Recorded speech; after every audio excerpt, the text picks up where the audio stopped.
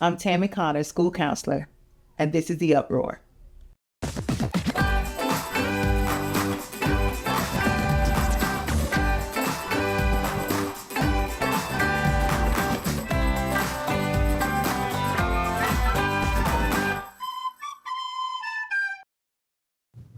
Welcome to UpRoar. I'm Val. And I'm Braden. We're glad you're here. Prom night is around the corner. This year's theme is Masquerade of Roses and will be at the Scenic Hills Country Club on April 19th. Tickets have been on sale for a week, and now the price starting today has increased to $45. On Monday the 14th, the price will go up to $50. Get your tickets now before they run out. See SGA and Miss Blanchard for more information. Senior fees and fines. Seniors, make sure to check your fees and fines list and make sure to take your responsibilities before it's too late. There are only 29 days left. See Mr. Anderson if you have any questions. The month of April is also the month of the military child. We sat down with some students whose parents currently serve or have served in the military to get their thoughts. Hello, I'm Stefano. Hey, I'm Michaela. April is the month of military child, and so what we're really trying to do is trying to find out, what sort of things do military children go through that are unique to that role in your families?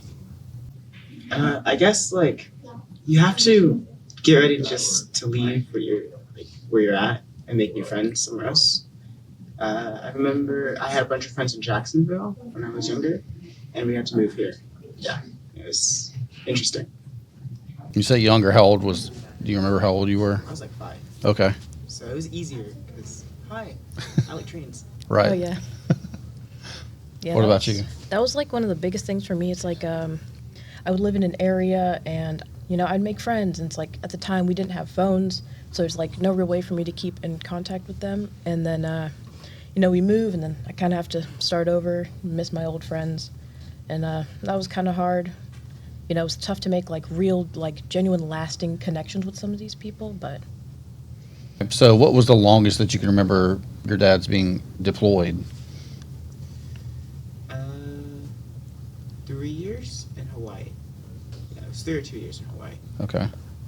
I feel for me, I don't remember it being that long. I feel the longest my dad was gone was maybe 6 to 9 months, a little less than a year. So definitely not that long. But still, that's a whole school year, basically, So can you talk about, what sort of adjustments your family has to make whenever your dad is gone and you're pretty much down to a single parent? What sort of adjustments do you have to make for that? It's hard to do after-school stuff because it's just one car. Yeah. Stuff like that. And, you have to get your scheduling down-packed with just that parent, so. Yeah, I think I remember my mom mentioning it, when my dad was gone, just financial issues, having to take care of 2 kids. And I think at the time we had just gotten a dog, so, having to take care of both of us and the dog, it was a lot. And so money-wise, we weren't, struggling too bad, but she did say, it got tight at times. Right. So just to kind of leave off, is there any advice that you would give to other military children, maybe even kids who their parents just enrolled or enlisted, in military? What can they expect? What can they, how would they manage? Any kind of advice that you'd give to them? Be brave and cherish the memories you have now and make the connections now. Yeah, Okay. I agree with that. Just stay strong. Maybe times get hard, maybe they don't, but just be grateful if there are people out there who are supporting you, helping you out with that. Thank you very much. Easter eggs coming up. NATAH will be hosting Easter egg hunt this week, April 14th through the 17th. There will be 6 different eggs hidden around the school each morning, so be on the lookout to win some cool prizes. Coming up on Thursday, April 17th is Capstone Night. Juniors will have their projects on display in the gym from 6 to 7, so make sure you come out and support them for the hard work they have put in. Also, the following day on Friday, April 18th, there will be Teacher Planning Day, so there will be no school for students. Make sure to enjoy your 3-day weekend. Well, Jackson, how's the weather going to be this upcoming week?